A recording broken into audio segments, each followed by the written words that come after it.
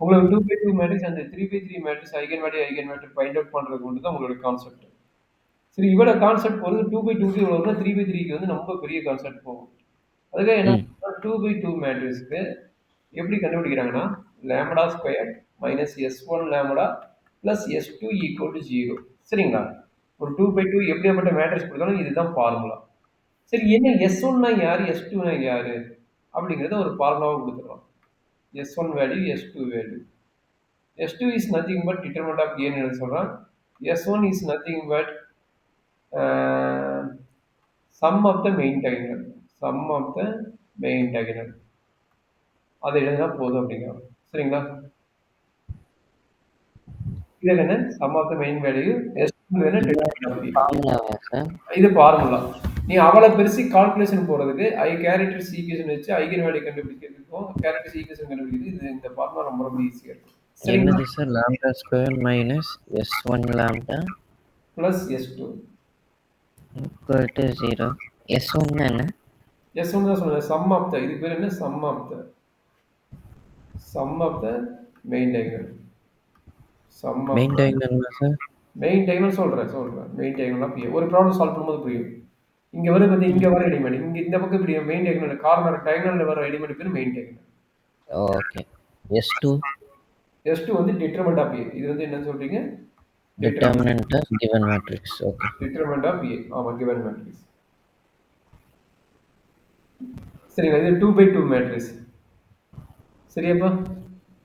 Okay sir. இதே 3 by 3 matrix additional ஒரு term ஆடும். அது என்ன 3 பை 3 மேட்ரிக்ஸ்ல என்ன வேல்யூ? 3 by 3 னா lambda cube equation வரும். lambda cube minus S1 lambda square plus S2 lambda minus S3 equal to 0. சரியாப்பா?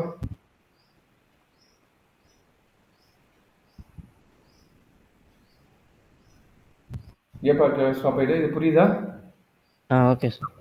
இப்போ S1 S3 பிரச்சனை கிடையாது. நியூ டேர்ம் ஆனா இங்க இந்த S2 கோட நியூ ஃபார்முலா இருக்கும்.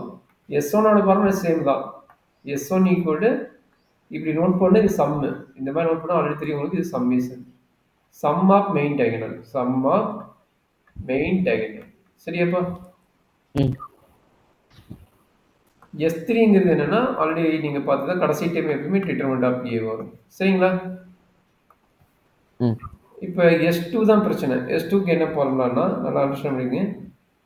இந்த S2 மட்டும் நீங்க போட்டா தான் புரியும். நான் சொல்லிடுறேன். ஃபர்ஸ்ட் ஆஃப் ஆல் சொல்லிடுறேன். அதுக்கப்புறம் நம்ம போட்டு கண்டுபிடிச்சலாம். சம் ஆஃப் த நல்லா பாருங்க இது பேர் sum of the minor of main diagonal. Sum of the minor of the main diagonal. இதான் வந்து S2 ஓட ஃபார்முலா. சரியாப்பா? அண்டர்ஸ்டாண்ட் முடியுதா? அப்போ S2ன்றது sum of the main diagonal. அப்படின்னா மைனர் ஆஃப் மெயின் டயகனல். இங்க இருக்குது sum of the minor of main diagonal.